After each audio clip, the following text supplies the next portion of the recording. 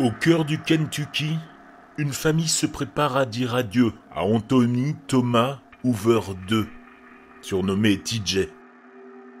Un homme dont le corps sans vie est étendu dans une salle d'hôpital. Victime d'une overdose, TJ a été transporté en urgence à l'hôpital de Richmond en octobre 2021. Rapidement, les médecins déclarent qu'il n'y a plus signe de vie dans son cerveau.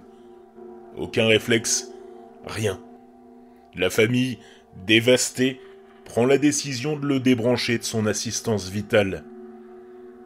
Le destin de TJ semble scellé. Il a choisi de faire don de ses organes, et le processus pour son ultime geste de générosité se met en place. Les jours passent, un rituel d'adieu est organisé, une marche d'honneur où ses proches accompagnent son corps jusqu'à la salle d'opération. Mais quelque chose d'étrange se produit. Un détail que la famille peine à comprendre. Pendant cette marche, TJ ouvre les yeux. Ses pupilles suivent le mouvement de ses proches, comme s'il tentait de leur dire quelque chose. Les médecins leur assurent qu'il ne s'agit que de réflexes, de simples réactions mécaniques, d'un corps déjà sans vie. La famille, plongée dans le doute, n'ose pas contester. Qui serait-il pour défier la science, les experts médicaux ? Puis, l'ombre de l'irréel s'épaissit. TJ est conduit en salle d'opération, prêt pour le prélèvement de ses organes. À l'intérieur de cette salle glaciale, le personnel médical se concentre sur sa tâche, le cœur lourd mais résolu. Et soudain, le cauchemar prend vie.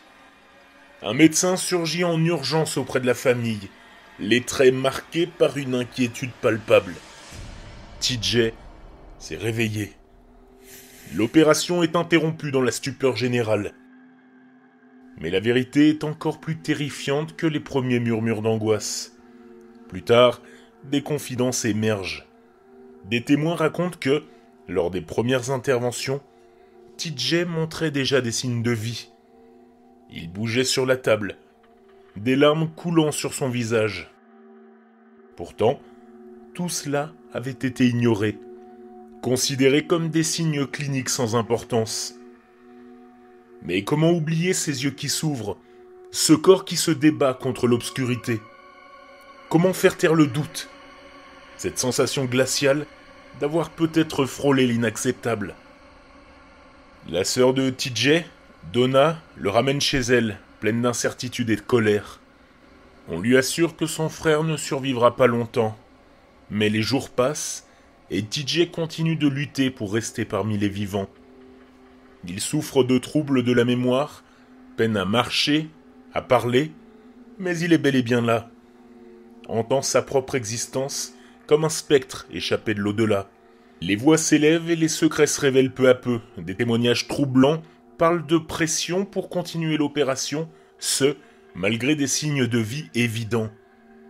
Des médecins évoquent des cas similaires, des histoires qui font frissonner même les plus endurcis. Comment ne pas frémir à l'idée qu'un corps déclaré sans vie puisse encore respirer, bouger, pleurer, alors que des mains gantées s'apprêtent à le disséquer. Les autorités se penchent sur l'affaire, les enquêtes se multiplient, mais les réponses se dérobent, laissant planer un sentiment d'angoisse, un doute insidieux. Dans ce couloir glacé de l'hôpital où l'ombre de la mort rôdait, quelque chose s'est éveillé.